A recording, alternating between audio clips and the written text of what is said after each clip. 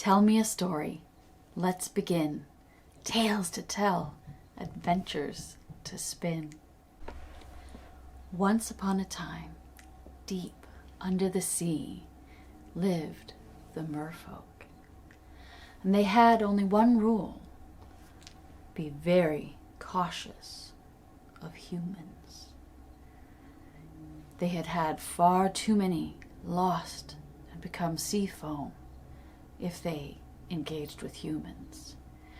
But to be sure that they understood how dangerous they were, on their 16th birthday, each merperson was allowed, not just allowed, encouraged, to swim to where they could watch the humans, observe, but not be seen. But there was one mermaid who felt just a little differently. Oh, more than anything, she wanted to know as much about humans as she could possibly find out. She would always swim to see the things that she could find in sunken ships and sneak as close to their ships as she could. But never be seen. She knew better than that. She didn't want to get in trouble, but oh, she couldn't wait. And every time that one of the others had their 16th birthday, she would ask, "So, what did you see?" Oh, goodness, it was terrible. There were all these people, and they were moving around so strangely on these pegs, and everything was so dry, and the smells, and no, don't make me talk about it. Undeterred, she was fascinated. And so, when her 16th birthday finally came, she swam as far upriver, as close as she possibly could get. And she watched all day for as long as she could. And as she was watching, she happened to see the most beautiful person she had ever seen. She didn't know it, but he was the prince of that kingdom. And she could not imagine anything more handsome or more wonderful, or that she wanted to get closer to.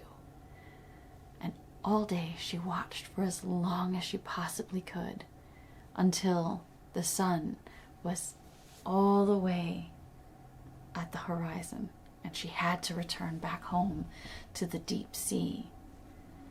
And where the others had come back and as soon as they could, and they were quite shook and didn't ever want to have that experience again. She was off in a daydream, absolutely in love with all the things, all the sights, the sounds, and the colors that she had seen. And as time went on, the daydreams, the longing, the wishing, they were no longer enough, and she wished for more. And so one day, she went to the sea witch. The sea witch lived away from the others. She had her own little cave dwelling. And when the mermaid came in, she saw the sea witch sitting on her throne of bones. "Oh, yes, what do you wish?" "Oh, more than anything, I want to live with the humans. I want human legs so that I can go and live on shore, on land." Said the sea witch, "Are you sure about this? I don't think that would go well." "Oh, I am quite sure. I would give anything for that." "Anything? All right, very well. I will take your voice, and you in return shall have human legs. But there's one little caveat. You are not meant to live on land, and so, instead, when you walk, every step will feel as though knives and pins were poking into your feet. Do you still want this deal? Oh, yes, more than anything. Very well. And with a snap of her fingers, the spell was done. The mermaid no longer had a voice, but instead of her tail, she now had legs. And she had best hurry to get to land because her breath would soon be out. But at least the sea witch helped her get to the surface. Whew. Once she got there and washed onto shore, she fell asleep. The next morning, she was found by the very person she wanted to see most of all. The prince she had observed on her 16th birthday. But she couldn't speak. She was overjoyed and nothing would come from her. And he, seeing her, was, oh my goodness, what's happened? Who are you? But, unable to speak, she couldn't tell him anything at all, nothing about who she was or where she was from or how much she wanted to be with him. But, being a kind person, he took her with him, brought her to the palace, had servants clean her up and give her nice clothing and, let her be a part of the household. In fact, she became one of his favorites. But maybe not quite in the way she had hoped. It was quickly discovered that she was indeed a fantastic dancer, because the whole pins and needles thing meant that she tried to walk as lightly as she possibly could, and that gave her a great deal of grace. And so she became a dancer. It hurt terribly, but she could see that the prince enjoyed watching her dance, and so she thought, this is okay. This is okay. He likes that. And every day he would spend time with her, talking with her and taking her riding with him, and she was so happy to get to spend time with him. And every day he would allow her to sleep on a pallet near his bed, sort of like a favorite dog. But she was too in love to care, until one day he told her,